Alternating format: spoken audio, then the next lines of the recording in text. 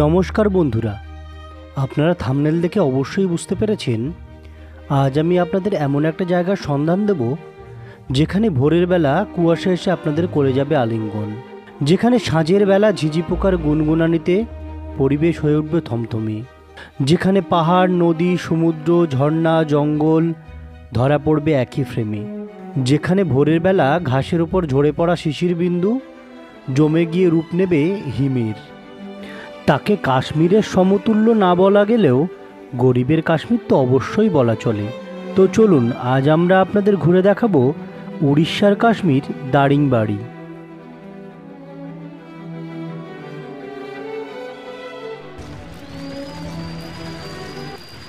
সময়টা সকাল 10:30।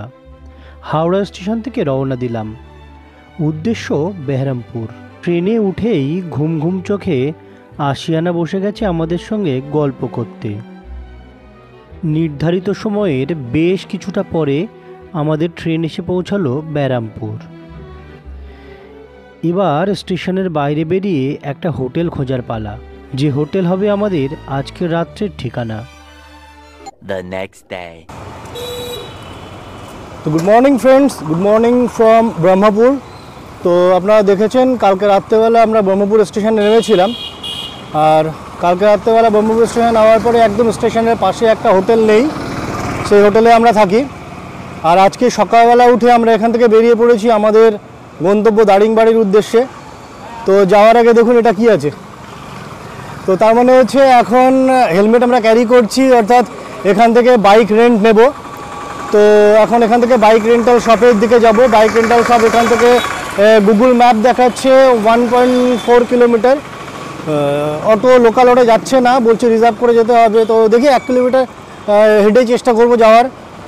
তো এখানে আপনাদের বলে রাখি, যদি কোনো সময় আপনারা মর্নিংয়ের ট্রেন ধরে আসেন, অর্থাৎ ইভিনিংয়ে এখানে পৌঁছান, মানে সবসময় তো পসিবল হয় না রাত্রেবেলা ট্রেন ধরে আসা। রাত্রেবেলা ট্রেন ধরে আসাটা ভালো, কারণ একটা দিন নষ্ট হয় না। তো যদি কোনো সময় এসে যান টিকিট পাওয়ার সমস্যার কারণে, তো প্যানিক করার কোনো প্রয়োজন নেই। এই ব্রহ্মপুর স্টেশনের 1 নম্বর প্ল্যাটফর্মের বাইরে প্রচুর হোটেল আছে, তো আপনারা সেখানে রাত্রে থাকতে পারবেন এবং পরের দিন সকালবেলা উঠে সেখান থেকে আপনারা রওনা দিতে পারবেন আপনাদের গন্তব্যের উদ্দেশ্যে। তো যাই হোক, চলুন এখন বাইক রেন্টাল শপে যাই। বাইক রেন্টাল শপে গিয়ে একটা বাইক নেব, তারপর পরের প্রোগ্রাম সেখান থেকেই দেখাবো। তো আপনাদেরকে দেখিয়ে দেবো যে bike rental shop, total details আপনাদের দিয়ে দেবো, তার আপনার নাম্বারও আপনাদেরকে দিয়ে দেবো। আমার ভিডিওটি পজ করে আপনারা নাম্বারটা দেখে নিতে পারেন। তো এর ভিতরে এর ভিউ দেখাবো। শুধুমাত্র বাইক ছাড়াও আরও এখানে প্রচুর গাড়িও রেন্টে পাওয়া যায়। তো ওনার সঙ্গে কথা বলবো, ডিটেলসে আপনাদেরকে জানাবো। দেখতেই পাচ্ছেন এই সমস্ত বাইক এখানে কিন্তু অ্যাভেলেবেল আছে এবং কারও অ্যাভেলেবেল আছে। আর এই অফিসে একটা দেখুন ম্যাপ করা আছে, রোড ম্যাপ করা আছে। ভিডিও পজ করে রোড ম্যাপ নিতে পারেন। তো এই হচ্ছে বাইক রেন্টাল শপ। তো দাদার সঙ্গে একটু কথা বলবো। দাদা অলরেडी আমার পেপাर्सের কাজ করছে। तो भैया क्या क्या चीज़ लगते हैं आपको यहाँ से बाइक रेंट लेने के लिए? जी, बाइक रेंट के लिए आपको ड्राइविंग लाइसेंस और आधार कार्ड लेकर आना पड़ेगा। ड्राइविंग लाइसेंस मैंडेटरी रहेगा, और आधार कार्ड नहीं है तो आप वोटर कार्ड लेकर आ सकते हैं। और स्कूटी बाइक अलग अलग गाड़ी का अलग अलग फेयर है क्या? हाँ, अलग अलग रेट है। जैसे स्कूटी का है अभी 600 चल रहा है। सीजन वाइज थोड़ा अलग अलग हो जाएगा। अभी सीजन है तो थोड़ा सा पैसा ज़्यादा है, 100 रुपये ज़्यादा है।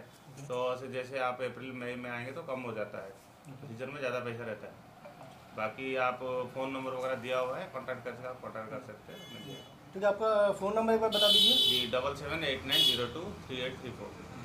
আর একটা কথা আপনাদের বলে রাখি, যদি এখানে বাইক আপনারা রেন্টে নিতে চান তাহলে অবশ্যই 1-2 দিন আগে ফোন করে ওনাদের কাছে বুকিং করবেন, কারণ প্রচুর ক্র্যাশ থাকে। আর এখানে কিন্তু বাইক রেন্টাল শপ খুবই লিমিটেড, কাজেই আপনারা বাইক কিংবা স্কুটি পেতে গেলে আপনাদেরকে অবশ্যই 1-2 দিন আগে বুকিং করতে হবে।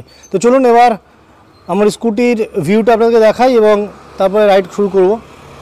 রাস্তার উপরে দাঁড়িয়ে আছি, এটাই হচ্ছে 2 দিনের জন্য আমার সফর সঙ্গী। আমাদের বাইক হয়ে গেছে রেডি, দেখছেন বাইকে পুরো লাগেজ প্যাক আপ হয়ে গেছে। এদিকে আশিয়ানা পুরো রেডি। আশিয়ানা হ্যালো করো, হ্যালো। আশিয়ানা পুরো রেডি হয়ে গেছে, ওদিকে এসবি তো রেডি। আর এই হচ্ছে আমাদের টোটাল বাইকের সেট আপ। তো এবার আমরা চললাম দারিংবাড়ির উদ্দেশ্যে। তো আমরা হোটেল থেকে বেরিয়ে আমাদের যাত্রা করলাম শুরু। প্রথমে আমরা যাব একটা পেট্রোল পাম্পে, কারণ গাড়ি পেট্রোল ভরতে হবে। তারপর ধীরে ধীরে এগোবো পরবর্তী গন্তব্যের দিকে। তো ব্রহ্মপুর শহর থেকে আমরা শহরের বাইরে বেরিয়ে পড়েছি। আর ব্রহ্মপুর শহর থেকে 1-2 কিলোমিটার আসার পর থেকেই যেন চারিদিকের পরিবেশটা পাল্টে যেতে থাকে।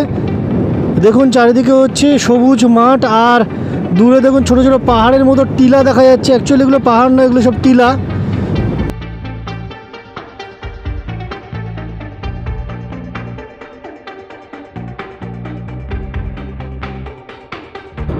একবার রাস্তার পাশের ভিউটা দেখুন, ওয়াও!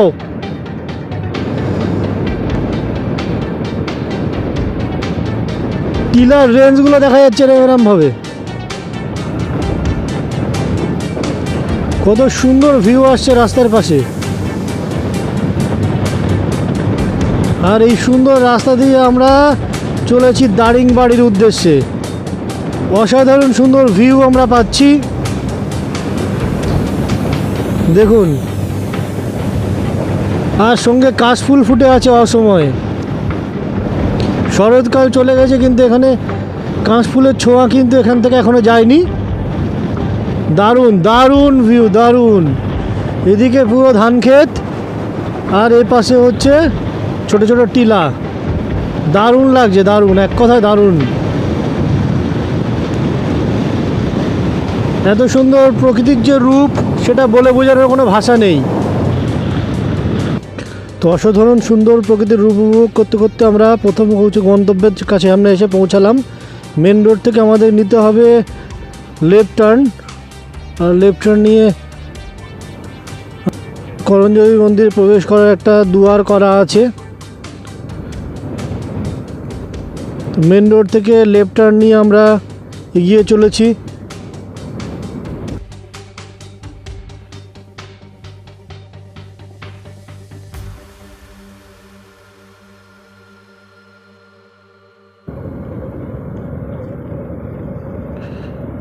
তো আমরা পৌঁছে গেলাম আমাদের প্রথম গন্তব্য করঞ্জয়ী টেম্পলে।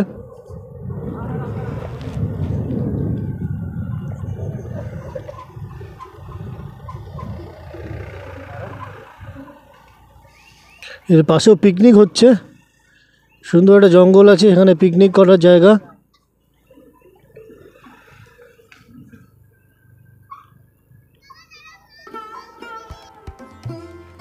তো আমরা এখন এসে পৌঁছালাম এই করঞ্জয়ী টেম্পলে।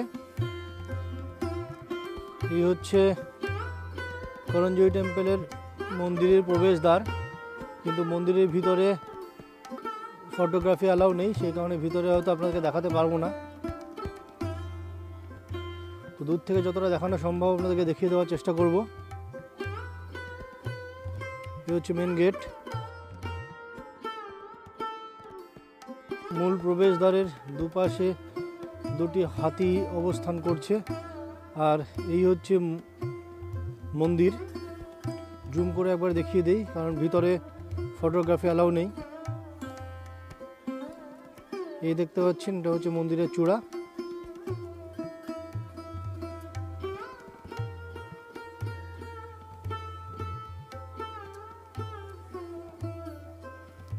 মন্দিরের গেটের মুখে একটা ষাঁড় অবস্থান করছে, আর উপরে দুর্গা মায়ের মূর্তি আছে মন্দিরের গেটে।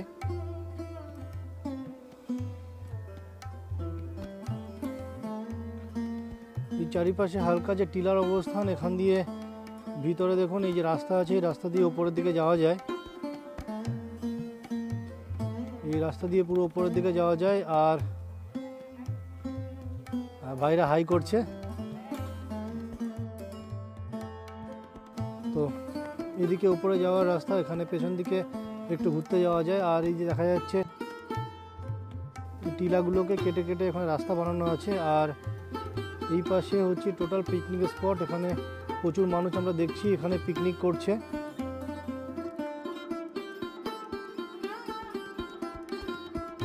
আসিয়ানা দেখুন কি করছে, এলিফ্যান্টের পায়ে নম করছে আসিয়ানা। তো যখন মন্দিরের ভিতরে প্রবেশ করি, আর মন্দিরের ভিতরটা আপনাদেরকে তো দেখাতে পারলাম না, তো আমরা নিজেরাই একবার সেখানে ঘুরে আসি। তো করঞ্জয়ী দেবী টেম্পল থেকে আমরা বেরিয়ে পড়লাম। আমরা করঞ্জয়ী দেবী টেম্পলের সামনেই দুপুরের আহার সেরে নিলাম। তো এবার আমরা চলেছি সুরাদা ড্যামের উদ্দেশ্যে। আর ঠান্ডার প্রকোপও ধীরে ধীরে বাড়তে শুরু করেছে। খুব সুন্দর রাস্তার চারিপাশের যে ন্যাচারাল বিউটি সেটা উপভোগ করতে করতে আমরা এগিয়ে চলেছি সুরাদা ড্যামের দিকে। তো চলুন আপনারাও আমাদের সঙ্গে ভিউ উপভোগ করুন।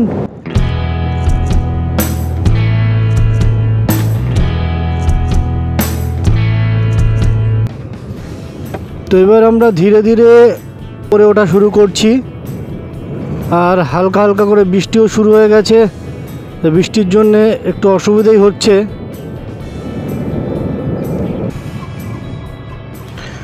তো বৃষ্টি আমাদের পথের বাধা হয়েছে, কিন্তু তবুও আমরা বৃষ্টিকে উপেক্ষা করে প্রবেশ করছি সুরাদা ড্যামের দিকে।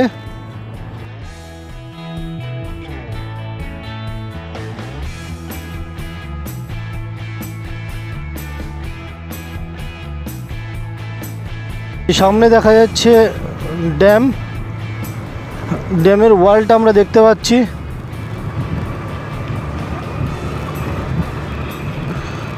হঠাৎ করে বৃষ্টি নেমে গেছে, ওয়েদার প্রচণ্ড খারাপ হয়ে গেছে।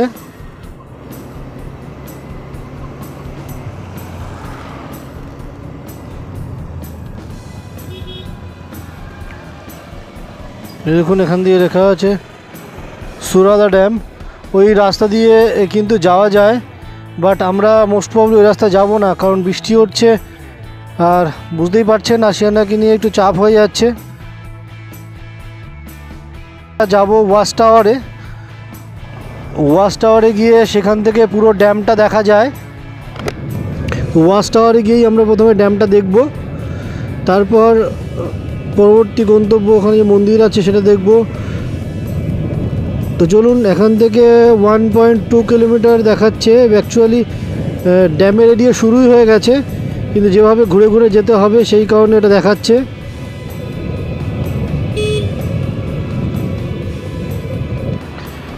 তো এই বাজু ওয়াচ টাওয়ার, তার নাম হচ্ছে বাজু মিনার। তো এখানে প্রবেশ করতে গেলে টিকিট লাগে। বাইকের জন্য 10 টাকা, আর বাইকের সঙ্গে দুজন 10 টাকা।